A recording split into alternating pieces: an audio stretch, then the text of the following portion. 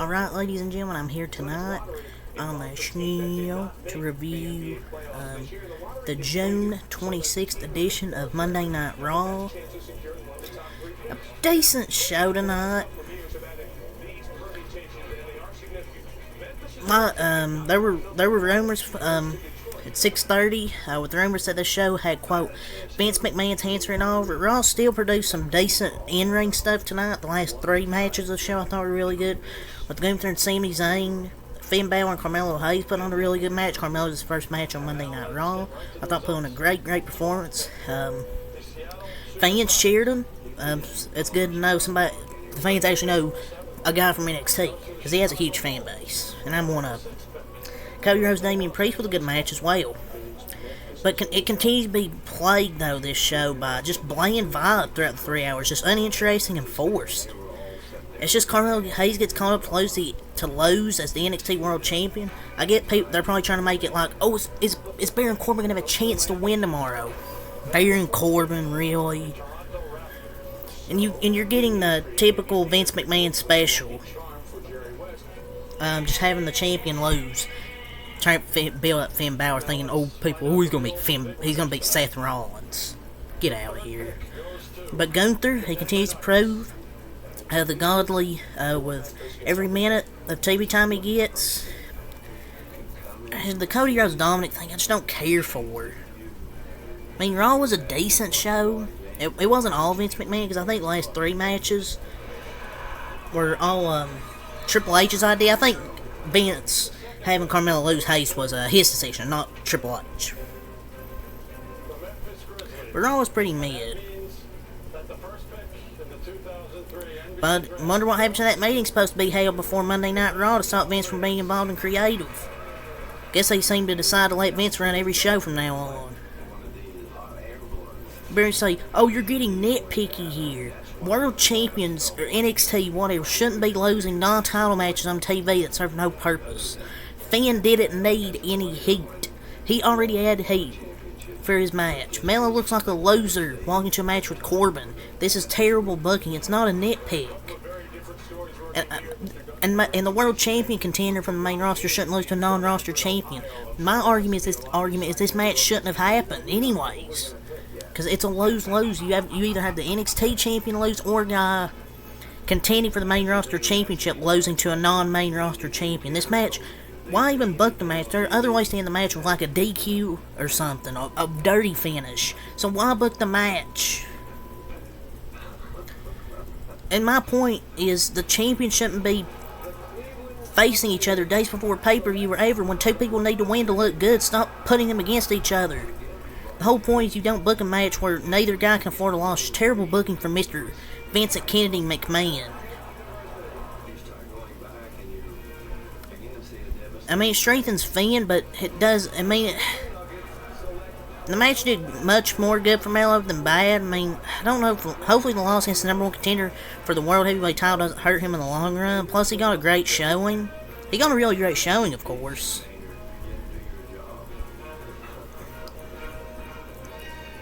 But you can also look at it as Charlotte lost a nothing match as NXT champ to Natty a few years ago, so I guess you can look at that. And he lost to a title contender and got put over, so I would have preferred it to be via some shenanigans or a DQ or something.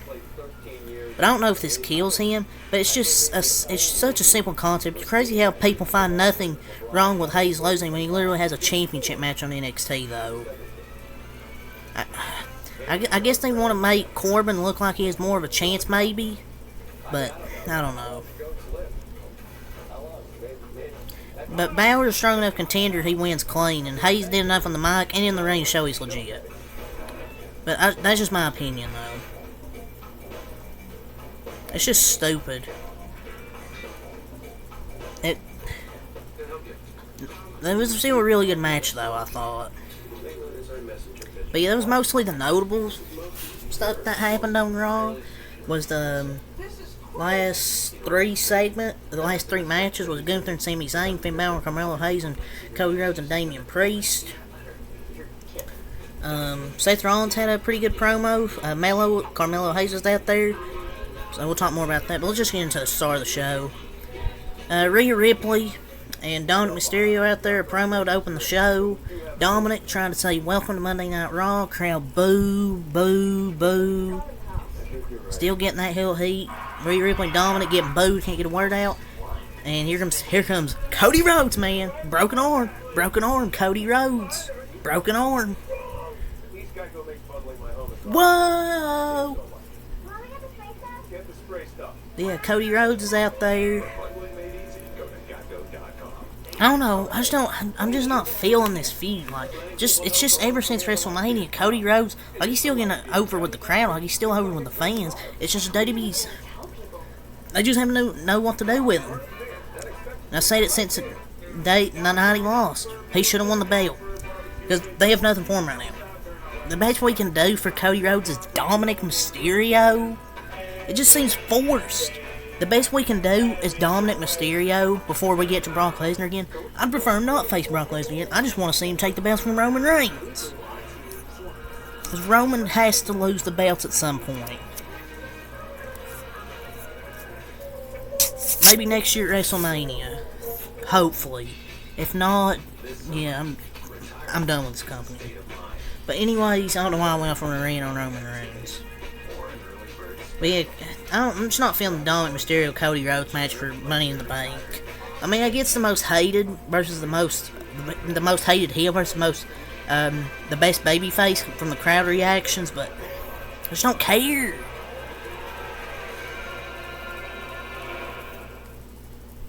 And next week it's Shit Stain Nakamura on versus Ricochet's.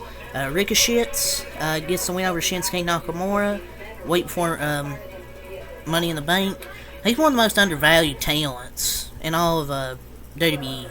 He's a workhorse, and for years, it just hasn't felt like he's moved up the ladder in any significant way. He should have been a world champion at least once, or just a strong intercontinental champion or U.S. champion, something like that. It's just such poor timing and poor management. Man was never the same after just getting destroyed by Brock Lesnar. He should have won the King of the Ring in 2019. Instead, they gave it to Corbin and made him the Game of Thrones cosplayer back in 2019. He should be world champion material. Give him a story and he's golden. He should be on SmackDown, turning up, say, as a U.S. top champion. I feel like he'd be a great U.S. champion and can elevate that title with the caliber of matches he brings. But I guess Vince McMahon doesn't want to do that. So Matt Riddle, backstage, after the attack last week, says his ankle's fine. And here comes Ludwig Kaiser. And then they brawl backstage, and here comes Gunther, hits him with a kick, and then stomps on his ankle on the ground and says, "Challenge accepted." So we're going to get Gunther versus Matt Riddle at Money in the Bank. Card's looking pretty stacked for Money in the Bank. That card's looking pretty good for Money in the Bank. Now we got Riddle and Gunther. I know this was going to happen. So I guess they're going to use that injury into the match, I guess, at Money in the Bank. Next we have Adam Pearce backstage. Here comes Dominic and Rhea. Dominic saying he got embarrassed out there, and he's going to have a match tonight against the opponent of his caliber. He's strong, he's tough. And Rhea whispers into his ear, and then there you go. Oh boy, I wonder who he's going to face. Ronda Rousey. Whew, I'm sorry, I had to wake up from my nap there from watching a Ronda Rousey match. Ronda Rousey wins in 3 minutes, I think. What was it, 3 minutes? Who cares? Yeah, Vince McMahon match right there, 3-minute match. How can people defend this and say, oh, these 2 or 3 minute matches are good? I hate 2 or 3 minute matches. It's pointless. Squash matches are just pointless on TV. Seth Rollins basically cuts a promo. Mentions out there Carmelo Hayes, how he had his back on NXT. And he basically says he's not 100%, but he'll still be competing. So he basically have an update, he'll be competing. Money in the Bank, well, no shit. And here comes Finn Balor, tries to attack him from behind. They outside the ring, has him on the announce table. throw some punches in. Eventually, Finn Balor gets the upper hand, hits some kicks to the stomach. He goes to get a chair. Carmelo Hayes takes it away, hits him with the clothesline over the barricade, and he runs off. That's the end of that. So we get Carmelo Hayes versus Finn Balor later in the night. Tommaso Ciampa versus The Miz didn't even happen. No contest. Why are we setting up Tommaso Ciampa feud with The Miz? Why? This would have been perfect time for Johnny Gargano to return. But he's still injured. No, he's not. They just don't want to bring him back right now. I don't know why. This would have been a perfect time. Why is Tommaso Ciampa still feuding with The Miz? I don't get it. This match ain't have no contest. Backstage, segment with KO, Sami, and Imperium that basically sets up a match later in the night between Gunther and Sami Zayn. Next we get Madonna Mysterio, who he's gonna face. Akira Tozawa. Who cares? I don't care. Akira Tozawa versus Dominic Mysterio? Oh, put me to sleep. Dominic Mysterio wins in like, what, 2 minutes? I didn't even keep counting, like 2 minutes. Money in the Bank women's segment, a women's turmoil or whatever. I would have preferred to be like back when they did it, like up on the ladders, but Zelina Vega cooked them all on the microphone. She's one of the most underrated on the microphone. It's just WWE's never done anything with her. But I hope maybe she'd be the one to win Money in the Bank. But maybe Bayley could cost Io the Money in the Bank. Possibly because Io said, "May the best woman win," and smiled at the camera. So maybe Bayley may cost Io the briefcase, and maybe Zelina Vega could win it.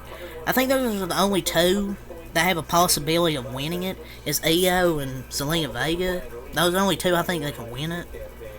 But yeah, I mean, whatever segment, I guess. Zelina's probably the best on the microphone in that segment.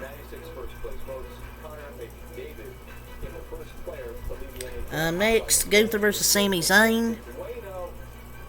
Really good match.